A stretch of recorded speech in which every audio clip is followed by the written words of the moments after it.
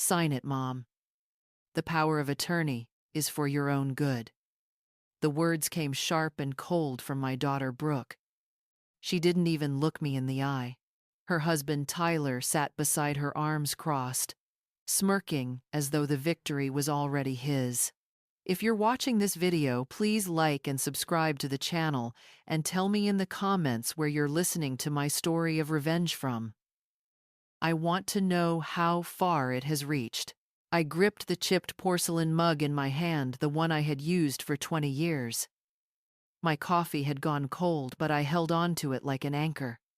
I'm not signing away my life, I said firmly, though my voice trembled. Tyler leaned forward, sliding the paper closer across the polished oak table. Don't be stubborn, Evelyn. You'll thank us later when everything is in order.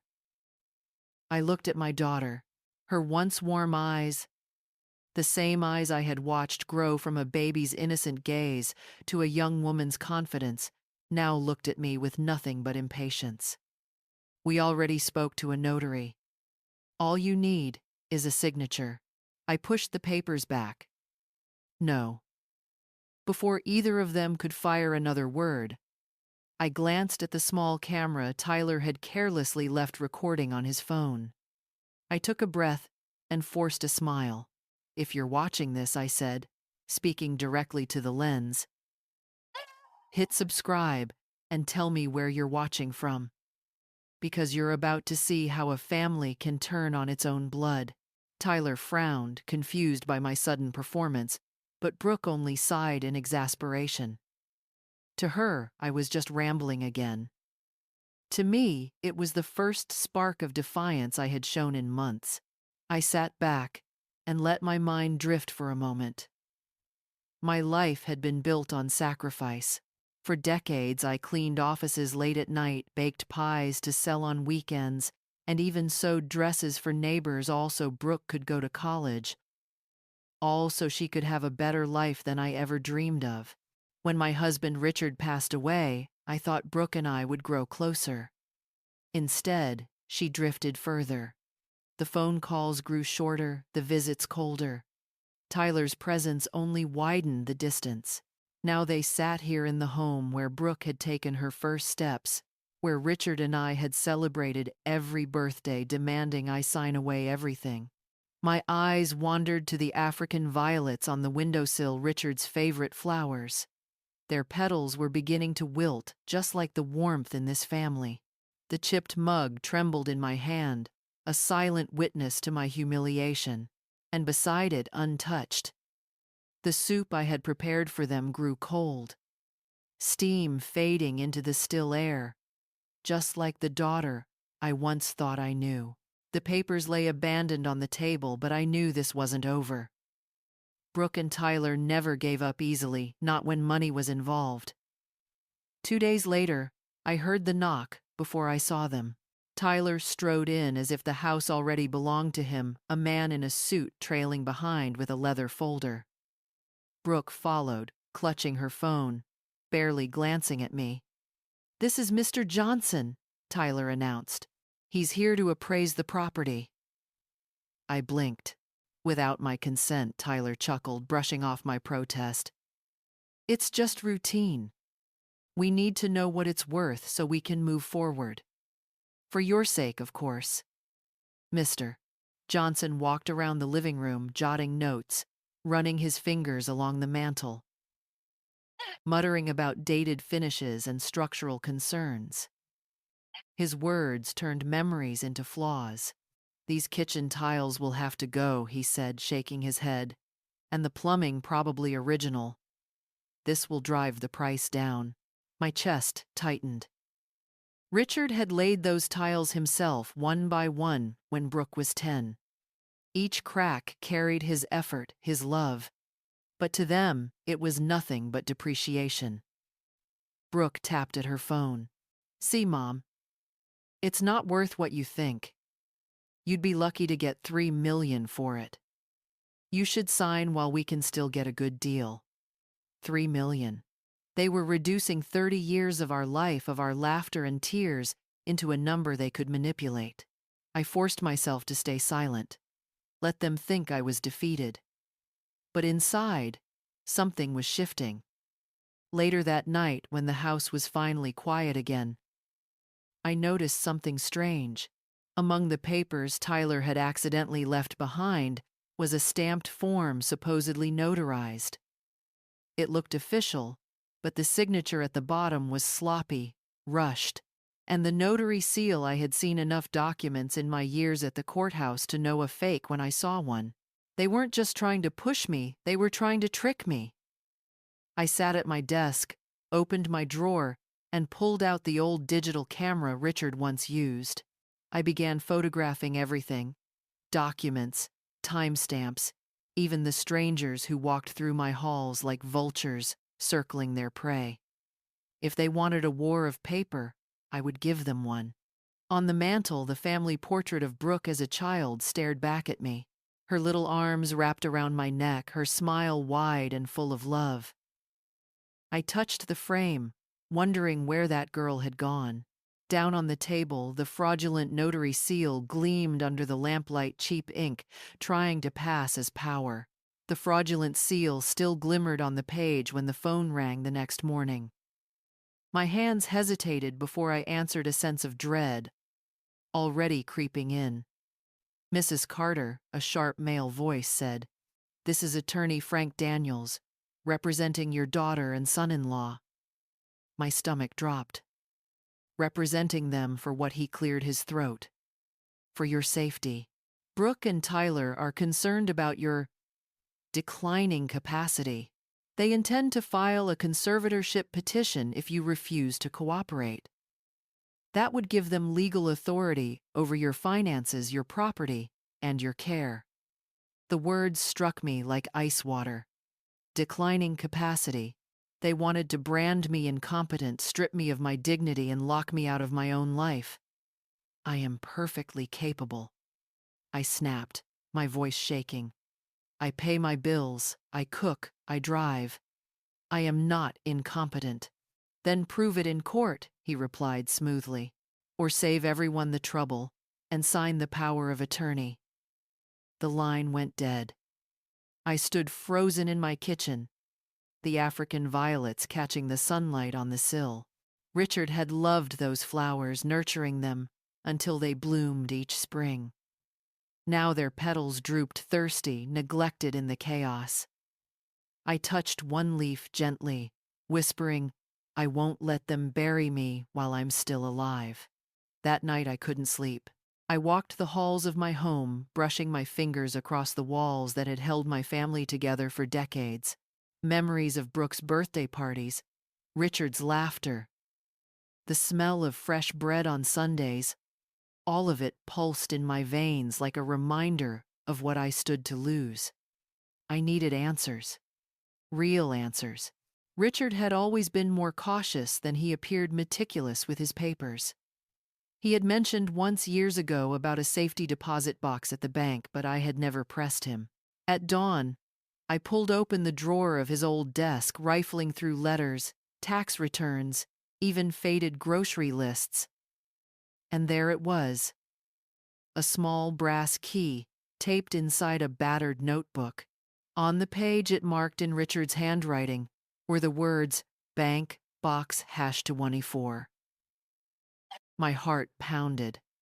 Why would he hide it unless it mattered? I clutched the key in my palm, feeling its ridges bite into my skin. For the first time in weeks, I didn't feel powerless. I felt purpose. Behind me on the table, the fake notary seal still sat in the lamplight. But now beside it lay Richard's key, two futures colliding, one of fraud, one of truth.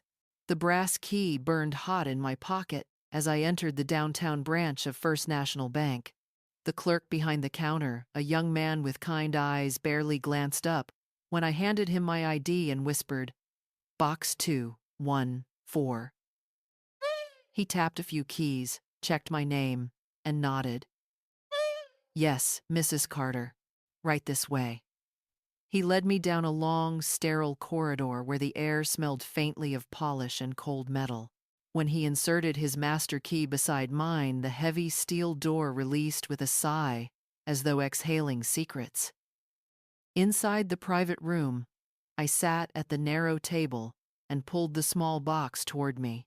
My hands trembled as I lifted the lid. The first thing I saw was an envelope marked in Richard's handwriting, codicil. My heart skipped. Inside was a legal document dated 6 months before his death, his updated will. I read every line slowly, tears blurring the ink. Richard had named me sole heir to all assets. Brooke would receive only a modest trust, and only if she honored one condition: that she care for me with love and respect in my final years. My husband had known. He had anticipated everything. Beneath the codicil lay a folder of property deeds, 5 rental homes across Orange County, collectively worth over $3 million. Attached were rental agreements showing steady income of $12,000 a month. Another folder revealed something even more shocking: a certificate of ownership for 12% of Foster and Byrne Realty Group, the very company where Tyler worked. My Richard had quietly bought into the business years ago. Tyler thought he was climbing the ladder on his own merit. He had no idea his mother-in-law was now one of his indirect employers. There was more stock certificates and municipal bonds neatly organized in plastic sleeves, valued at nearly $2 million. And at the bottom, a deed to 10 acres of land in Riverside County property, now worth at least $1.5 million. But what shook me most was the letter tucked beneath it all. Written in Richard's strong, familiar hand, it began, "My dearest Evelyn, if you are reading this, it means I'm gone. Forgive me for keeping this secret, but I wanted you to have a safety net in case Brooke ever turned away from you. Use these assets wisely. Not to hurt, but to protect yourself and to teach. Brooke is still your daughter, but if she forgets her duty, you now have the power to remind her." I pressed the letter to my chest, tears spilling freely. For months I had felt cornered, powerless. Now the truth was in my hands. When I locked the box again, the brass key felt lighter. Back home, the fake notary seal still lay on the desk, but beside it, now, I placed Richard's letter, glowing softly under the lamplight.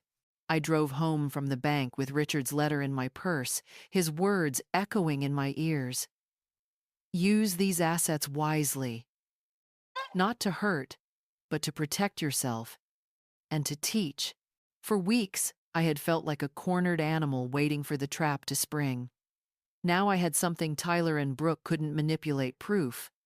But proof was only powerful if I used it correctly. The following morning, I made my first stop at the county recorder's office. With the help of my lawyer, Victoria Hayes, I filed a notice of interest on the Laguna Beach home. That meant any attempt to transfer or sell the property would trigger an automatic legal alert. Tyler's plans to flip the house like a quick real estate deal had just hit a wall. "Smart move," Victoria said, sliding the receipt across the counter toward me. "This buys us time. Now, we build your shield." Her confidence steadied me. We moved quickly. She arranged for a forensic accountant to review every deed, stock certificate, and rental contract I had uncovered in Richard's box. Within a week, we had verified income streams, tax records, and bank statements, all in my name, all indisputable. When Tyler's lawyer sent another letter demanding my signature, Victoria fired back with a cease and desist notice, accusing them of elder financial abuse and fraud. "Let them chew on that," she said with a smirk I hadn't seen before. Meanwhile, I began documenting everything. I cataloged each visit, every time Tyler barged into my home, every insult Brooke threw like a stone. I saved text messages where they pressured me to move, recorded snippets of conversations where Tyler hinted I was forgetful. Every piece became another brick in my wall of defense. One evening, as I sat at my kitchen table, surrounded by papers, I caught sight of Richard's African violets on the windowsill. Their petals were wilting leaves curling inward. I realized I had neglected them in my despair. Gently, I watered the soil, watching it darken and drink. The plant wasn't dead. It had only been waiting for care, like me. I leaned back, breathing deeply, feeling the first spark of strength in weeks. Tyler thought his schemes and threats could bury me, but Richard had given me more than wealth. He had given me leverage, a voice, and the chance to fight back with dignity. On the table beside the wilting violets, the cease and desist letter bore Victoria's bold red stamp. It glowed like a seal of battle, my first true counterstrike. The knock came on a Saturday morning, loud and insistent. When I opened the door, Tyler stood there with his arms folded, a moving crew behind him. Brooke hovered at his side, avoiding my eyes. "We gave you time," Tyler said flatly. "Now we're moving things forward." He gestured toward the movers. "Pack it all. Start with the kitchen." One of the men stepped inside, but I blocked his way. "No one touches a thing," I said, voice calm but steady. Tyler smirked. "You don't get to decide anymore. That's where you're wrong." I crossed the room, picked up a folder from my desk, and laid it on the coffee table. "Do you know what this is, Tyler?" He glanced at the documents with disinterest until I slid one out and handed it to him. His eyes scanned the page and the color drained from his face. "That's the deed to the apartment building on Sycamore Avenue," I said evenly. "The one you and Brooke live in. The rent you've been paying for 3 years, it goes to me." Brooke's head snapped toward me, her face pale. "What? No, that's impossible." "Not impossible," I replied. "Documented, verified, legal." I tapped the folder. "And if I choose, I can terminate your lease in 30 days. So, unless you'd like to explain to the movers why you have nowhere to put these boxes, I suggest you call them off." The room fell silent. The movers shuffled awkwardly, sensing the tension. Brooke clutched her phone like a lifeline, while Tyler's jaw clenched in fury. "You're bluffing," he muttered. I smiled faintly. "Go ahead. Verify it. But know this: every attempt to trick me, every fraudulent document, every threat, it's all recorded and in the hands of my attorney. If you push me further, I won't just evict you. I'll see you in court for elder abuse." For the first time, Tyler didn't have a ready comeback. His arrogance cracked, replaced by something raw fear. Brooke's voice trembled. "Mom, is this true? You own the building?" "Yes," I said, my gaze softening on her. "And I didn't even know until Richard made sure I found out. He protected me because he suspected this day might come." The movers exchanged looks, then one cleared his throat. "Ma'am, do you still want us to start?" "No," I said firmly. "Nothing moves here." As they filed out, I glanced toward the refrigerator. A single magnet held up a fresh paper, a 30-day notice form I had prepared just in case. It fluttered in the draft like a silent warning.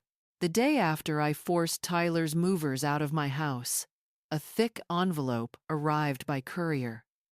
The return address carried the name of his attorney, Frank Daniels. My hands shook as I slid it open. Inside was a petition for conservatorship. According to the papers, I was no longer capable of making sound decisions regarding financial or personal matters.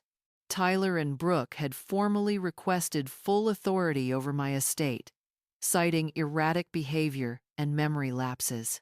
At the bottom, Brooke's signature stared back at me.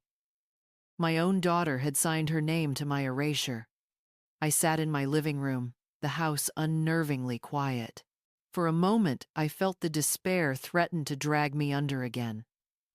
But then I remembered Richard's letter, his warning, his faith, and the violet plant on the windowsill stubbornly stretching toward the sunlight even after weeks of neglect.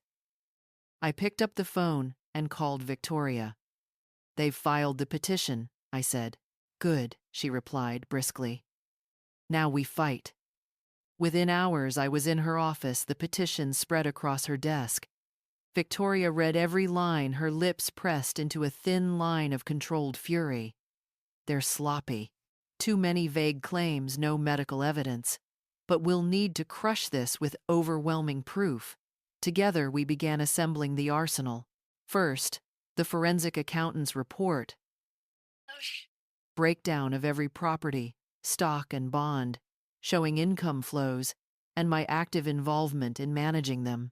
Second, the digital logs from my door camera, complete with timestamps of Tyler's unannounced visits and the parade of appraisers he brought through my home.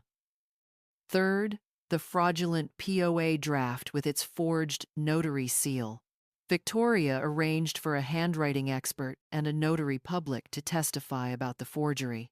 And finally, my own medical evaluations, recent checkups showing I was in excellent cognitive health. Tyler wants to prove you're incompetent, Victoria said, sliding the stack of documents into a binder. We'll prove he's a predator. I exhaled slowly.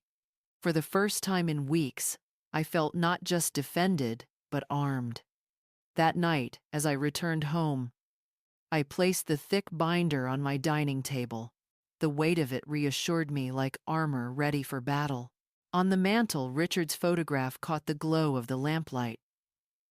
I could almost hear his voice. Stand tall, Evelyn.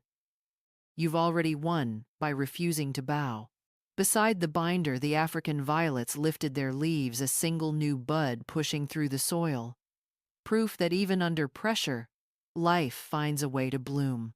The courthouse smelled of polished wood and old paper, a place where lives were rewritten with a single gavel strike. I walked into the family court chamber, clutching the binder Victoria and I had prepared. My hands trembled, but my spine was straight. Richard's words echoed in my mind, not to hurt, but to protect and to teach. Tyler and Brooke were already seated with their attorney. Tyler wore his best suit, his smug expression barely concealing the tension in his jaw. Brooke avoided my eyes, her hands twisting nervously in her lap. All rise, the bailiff announced. Judge Daniel Morales entered, gray hair sharp against his black robe. He scanned the courtroom, then paused when his eyes landed on me. Something flickered across his face recognition. The proceedings began with Attorney Daniels laying out his case. He painted me as a fragile old woman, incapable of handling even the simplest tasks. He cited confusion during conversations, forgetfulness with bills, dangerous neglect, like leaving the stove on. Brooke's name appeared repeatedly as the concerned daughter acting only in her mother's best interest. Each lie struck me like a lash. I wanted to cry out to defend myself, but Victoria's hand on my arm reminded me patience. When it was our turn, she rose smoothly, her voice cutting through the room like steel. Your Honor, we intend to prove that this petition is not an act of care, but of exploitation. We will show documented fraud, intimidation, and a deliberate attempt to strip Mrs. Carter of her assets. One by one, she laid out the evidence. The forensic accountant's report detailed rental income, stock dividends, and my direct oversight of property maintenance. The medical evaluations showed clean bills of cognitive health. The forged POA was presented next with a notary expert confirming the seal was counterfeit. Then came the camera logs capturing Tyler, bringing strangers into my home, treating it like merchandise for sale. Finally, Victoria called me to the stand. My heart thundered, but I spoke clearly, recounting how I had worked nights, saved every penny, sacrificed everything so Brooke could have opportunities I never had. I described how Tyler dismissed me, how Brooke pressured me, and how they had planned to declare me incompetent in order to seize control. When I finished, silence hung heavy. Judge Morales leaned forward. Mrs. Carter, he said slowly, did you once work in the family court 30 years ago? My breath caught. Yes, Your Honor. I was a secretary for Judge Miller. His eyes softened. I was an intern then. You helped me find my footing when no one else believed I belonged. You told me once I'd make a great judge someday. The courtroom froze.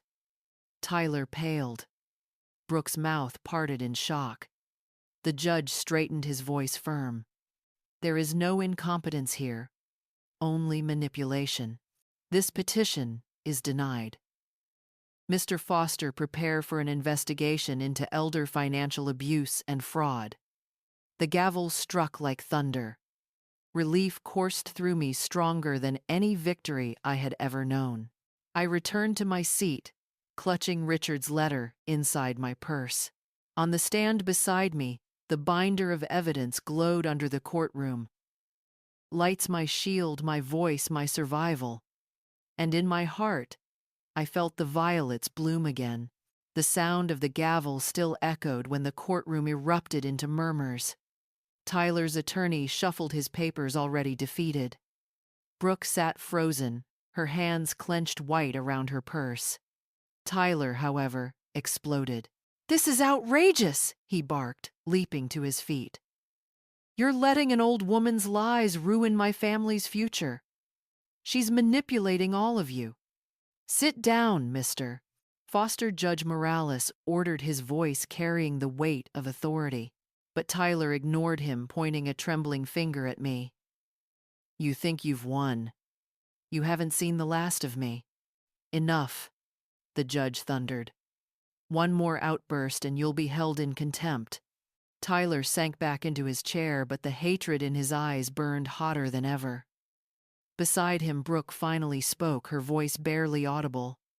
"Tyler, stop." He turned sharply. "What did you say?" Her lips trembled as tears filled her eyes. "Stop. I can't do this anymore." For the first time since this nightmare began, my daughter looked at me. Not with contempt, not with cold detachment, but with something closer to recognition. "Mom," she whispered across the room. "I'm so sorry." Tyler hissed in her ear, "Don't you dare side with her." But Brooke pulled away, her shoulders shaking. "You told me she was losing her memory, that she was dangerous, that putting her in a facility was the only way to protect her. I believed you, Tyler, and I was wrong." The words cracked through the chamber like glass shattering. I wanted to embrace her, to accept her apology instantly, but Richard's letter echoed in my mind. Not to hurt, but to protect and to teach. Forgiveness couldn't come so quickly, not after betrayal cut this deep. Outside the courtroom, Tyler stormed off, muttering threats of appeal. Brooke lingered, wringing her hands. "Mom," she said, her voice breaking, "please. I know I don't deserve it, but I want to make things right. I'll return the jewelry, the documents. I'll move out if you ask. Just please don't turn your back on me forever." I studied her, seeing both the little girl who once hugged me after scraped knees and the woman who had stood silent while her husband tried to destroy me. "You can stay," I said at last. My voice steady, but understand, this forgiveness isn't a gift I hand out easily. You'll have to earn it. Day by day. She nodded, tears spilling down her cheeks. "I will. I promise." Victoria joined us then, placing a comforting hand on my shoulder. "The legal storm is over," she said, "but the personal one, that's up to you to weather." As we walked out into the California sunlight, I carried Richard's letter close to my heart. The fight wasn't just about houses or money. It was about dignity, respect, and the lessons only pain can carve into us. On the courthouse steps, Brooke reached for my hand. I hesitated, then allowed her fingers to entwine with mine, fragile, tentative, but real. Behind us, the courthouse doors closed with a heavy thud, sealing Tyler's schemes inside. Ahead of us, the path to redemption waited, uncertain, but open. And in my mind's eye, I saw the African violets blooming, fragile, yet unyielding a symbol of second chances. Weeks passed after the trial, each day like a fragile step on unfamiliar ground. Tyler had vanished from our lives, barred by the court from contacting me or Brooke. The silence he left behind was heavy, but also freeing. Brooke moved back into her childhood room, stripped of Tyler's voice in her ear. At first, we lived like polite strangers, short exchanges about groceries, the weather, her morning sickness, but slowly, cracks of warmth began to show. She started washing the dishes without being asked, repairing a loose step on the porch, even surprising me with fresh bread one morning. The scent filling the house with a memory of better times. One evening, she brought me the small velvet pouch she had once slipped into her purse. Inside lay my wedding ring, the earrings Richard gave me for our 20th anniversary, and my mother's gold chain. She placed it in my hands without a word, her eyes red but steady. I closed the pouch and set it on the table. Forgiveness wasn't finished, but it had begun. Meanwhile, Victoria encouraged me to look beyond the courtroom victory. "You have resources now, Evelyn," she said. "Real resources. Maybe it's time to turn them into something bigger than protection." Her words lingered. I thought of the loneliness in that courtroom, of the letters Richard left me, urging not to hurt, but to teach. And I realized my fight wasn't just mine. How many other women sat in kitchens with chipped mugs, threatened by their own children, stripped of dignity? So I founded Home and Dignity, a small nonprofit funded by income from my rental properties. We began with legal aid for elderly women facing exploitation. Within months, we expanded, offering housing support, counseling, and community gatherings. For every woman who walked through our doors, I saw a shadow of myself, and for each one, I offered the shield I had once so desperately needed. Brooke surprised me again by volunteering. She handled accounting for the nonprofit, learning how to rebuild trust through service. Watching her interact with women twice her age, listening, guiding, apologizing in her own way, softened something in me. She was not the same woman who had stood by Tyler's schemes. She was learning. One afternoon, as spring sunlight spilled across the garden, Brooke joined me by the window where Richard's African violets Saturday. Their leaves had grown strong again, and small purple blossoms unfurled against the glass. "They're beautiful," she whispered. "They almost died," I replied softly, "but with care they came back." We stood together, gazing at the flowers. For the first time, I let myself believe that Brooke and I, too, could bloom again. That night, I brewed tea in my chipped mug and set it beside the violets. I thought of Richard, his foresight, his love, his letter. He had given me power, not for revenge, but for resilience. And as I watched the petals sway gently in the breeze, I understood storms can strip us bare, but they also clear the way for blossoms. The violets were blooming, and so was I.